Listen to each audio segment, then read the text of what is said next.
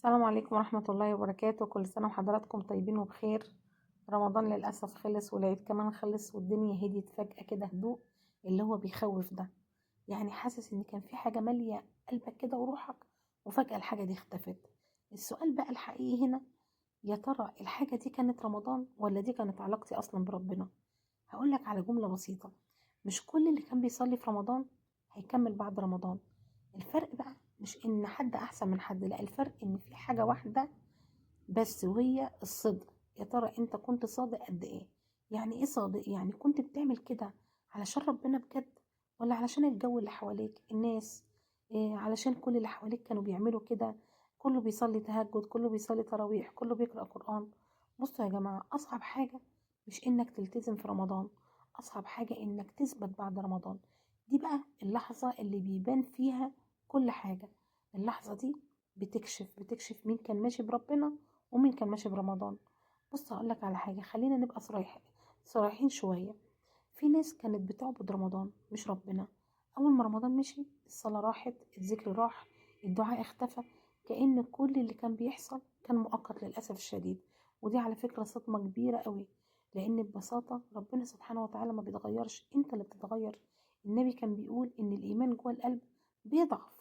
يعني طبيعي جدا إنك تحس إنك مش زي رمضان، طبيعي تحس بفتور بكسل بتقل. بس خلي بالك، في فرق كبير جدا بين إن واحد ضعف وواحد ساب. يا ترى انت انهي فيهم؟ اللي بيضعف يا جماعة بيرجع، انما اللي بيسيب بيكمل في البعد. خلي بالك من النقطة دي. انت مش وحش علشان وعدت، بس هتبقى في خطر لو كملت وانت واقع. طب انا ليه بقى اصلا؟ ولا حاجة، لانك رجعت لنفس حياتك اللي فاتت، نفس الموبايل اللي كان بياخدك بالساعات، نفس الناس اللي كانت بتبعدك، نفس الكلام، نفس التوهان. فرجعت نفس النتيجة. مش صدفة، يعني دي معادلة واضحة. يعني بيئة تبعدك قلبي يبعد، بيئة تقربك قلبي يقرب. حاول تسأل نفسك كده بصراحة، ايه اكتر حاجة بعدتك بعد رمضان؟ يا ترى الموبايل؟ يا ترى الصحبة؟ يا ترى الكسل؟ ولا انت اصلا ما بتحاولش تكمل؟ السؤال الاخير بقى ده تقيل بس مهم، لان في ناس كانت قادرة بس ما كملتش، مش عشان مش قادرة، لا، عشان مش عايزة. ودي الحقيقة اللي محدش بيحب يسمعها. لو انت قدرت تبعد عن ذنب 30 يوم، يبقى تقدر تبعد عنه طول عمرك. القرار بقى هنا بإيدك انت. طيب نعمل ايه؟ بص، ما تحاولش تبقى نسخة من رمضان مرة واحدة، لأن ده أكبر سبب للفشل. انت في رمضان كنت في بيئة كاملة بتساعدك، دلوقتي انت لوحدك. فابدأ صح، ابدأ بحاجة صغيرة بس حاول ما تسيبهاش.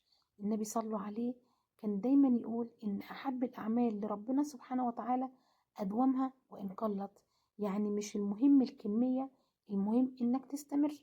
يعني ركعتين كل يوم بس كده، ذكر بسيط بس ثابت، دعوة واحدة بس تكون صادقة ما تقطعهاش. عارف ليه؟ لأن اللي بيفضل هو اللي بيكبر، إنما اللي بيجي مرة واحدة وبقوة كده بيختفي بسرعة. خلي بالك من حاجة، انت مش محتاج تبقى مثالي، انت محتاج تبقى مستمر.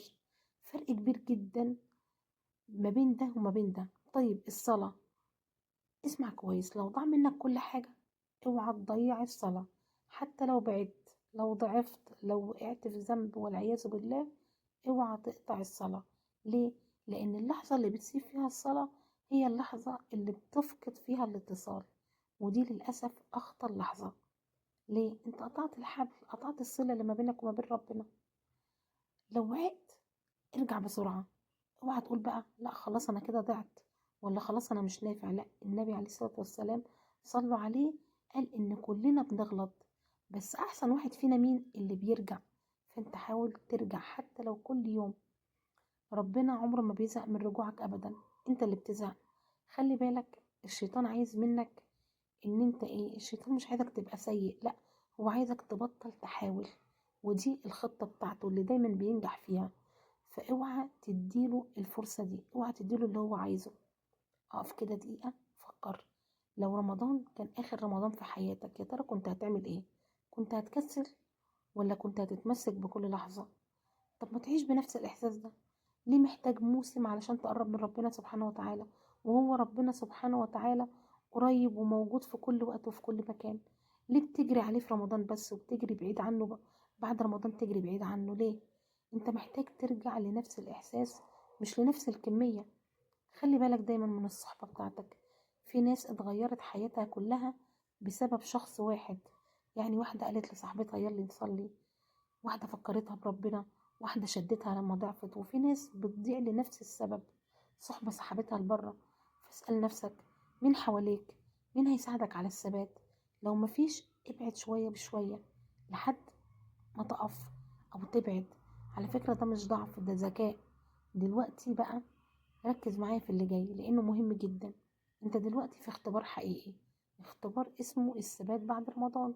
يعني مفيش أذان، مفيش أذان للتراويح، مفيش جو إيماني حواليك، مفيش حد هيشجعك دلوقتي لوحدك. وهنا بقى الحقيقة يا جماعة بتبدأ تظهر. يا ترى هتكمل ولا انت كنت ماشي مع الناس؟ جاوب كده ما بينك وما بين نفسك. حاول تبص وما تقفلش الفيديو ده وخلاص. اعمل حاجة دلوقتي، قوم صلي ركعتين، استغفر، ادعي دعوة بصدق من قلبك. بس اعمل حاجة، يمكن اللحظة دي هي اللي هتفرق في حياتك. يمكن الفيديو ده يكون سبب يخليك ترجع. فاوعى تعديه كده وخلاص. رمضان خلص بس ربنا ما بيخلص، واللي عنده ما بيخلص. باب ربنا دايما مفتوح وقلبك لسه فيه حياة. حاول تبدأ من جديد حتى لو بحاجة صغيرة، بس اوعى توقف. مش مهم انت كنت ايه في رمضان، المهم انت هتفضل ايه بعد رمضان. لو وصلت لحد هنا واستفدت بأي معلومة ولو حتى صغيرة، ما تنساش تذكر اسم الله وتصلي على النبي في التعليقات. شكرا جدا لحضراتكم، كل سنة وانتم طيبين. السلام عليكم ورحمة الله وبركاته.